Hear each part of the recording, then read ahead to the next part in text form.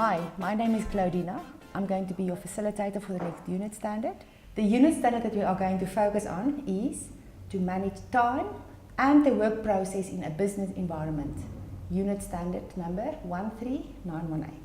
At the end of this unit standard, you as a learner will be able to create, use and maintain a task list. Use and maintain a diary, plan and follow a work schedule. Let's look at the first point. Create, use and maintain a task list. What is the value of having a personal task list for your work environment? What is a task list? It's a list of tasks that you need to compile to complete a project. Let's look at the next concept, time management. Time management is a conscious effort from your side to manage your time in order for you to meet your deadlines and be as productive as possible. Let's look at the do's and the don'ts of time management. Map out everything that's important and put that on your task list. Create an oasis of time which you can control. It's like being in a desert. If you're not going to manage your time, time will manage you. Say no to extra tasks that could affect your time management. Set clear priorities, which you will get to later in this unit standard. Don't drop everything if a crisis arises. First look at your task list, at your priorities and plan it in. Don't think that the critical task which is on top of your priority list can be done in spare time.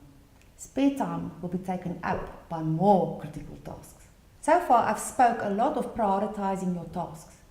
How can we do that? Let's look at a very simple system of assisting you. We use the ABC analysis to prioritize tasks. An A task would typically be your task which is highly important and urgent and normally needs to get done in one day.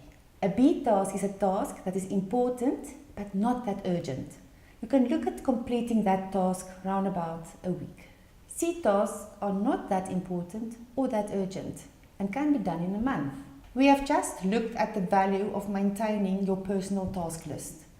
Let's see what is the advantages that you will have in maintaining a team task list. 1. They are in writing. 2. Tasks are prioritized. 3. No need to remember. 4. Satisfaction on a job accomplished. 5. It boosts self-confidence. It kills procrastination. 6. You'll be an organized person. 7. Do less but accomplish much more. 8. It will allow you to plan in advance. 9. It ensures a good night's sleep. And 10. It will give you much better time management. Let's look at the steps and processes in identifying team tasks. Do the most difficult or most procrastinated task first. Eliminate time wasters like meetings, unnecessary telephone calls, internet, etc. Break down large tasks into more manageable chunks. It's very difficult for any person to start something if it looks too big or you don't know where to start with it. And remember, don't delay getting onto tasks and projects right away. Here is 5 tips you can use to meet your deadlines. Clear your desk. By clearing up your workspace, you're also clearing up your mind space. Know exactly what you are working on. Getting organized. Better early than late. And lastly, know when to move on. Creating an action plan will be one of the most important tasks for you as future managers. So let's look at what you need to do to create this action plan. What should be on this action plan? The first thing we would like to emphasize on is what should be on the plan? What do you need to accomplish? What action should be taken? Then, who is going to be responsible for taking that action? By when should this action be done or completed? And lastly, what is needed? What resources do you need to accomplish this goal of completing the action?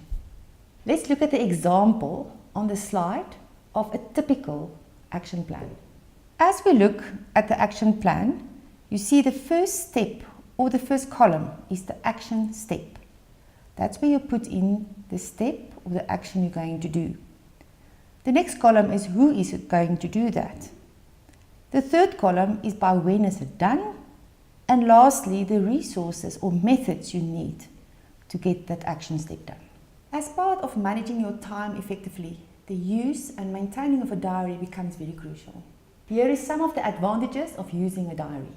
Recording your appointments, to not forget them or being late. Record your due dates, very important for your tasks that you have put on your task list.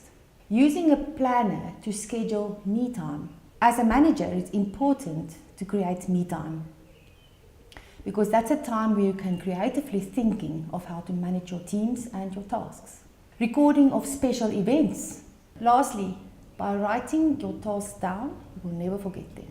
Here's 7 steps to maximize the use of your diary. Put your contact information in the front of your diary.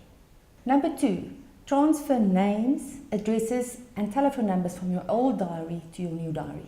Number 3, use your calendar to record appointments. Number 4, don't forget to record new appointments and contact numbers in your new diary. Number 5, each diary has a note section. Make use of the note section to record your new ideas. Number 6, make a to-do list. That is where you will prioritize your tasks as we discussed earlier. Number 7, don't forget to record your goals. Let's look at the matrix of how to prioritize tasks. Looking at this diagram, you see we have A, B, C and D tasks.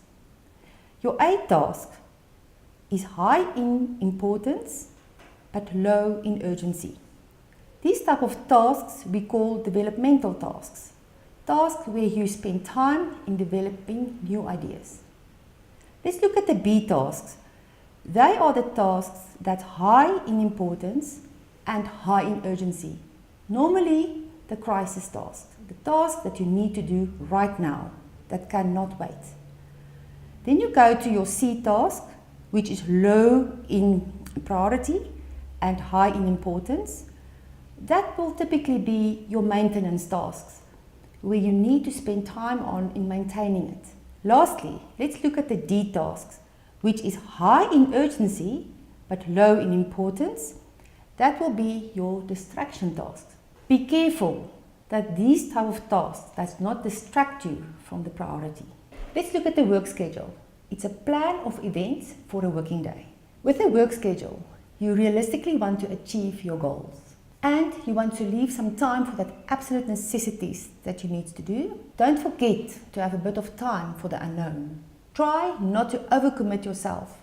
In that way, you will get done what needs to get done. The Learner Guide has details on how to plan your work schedule.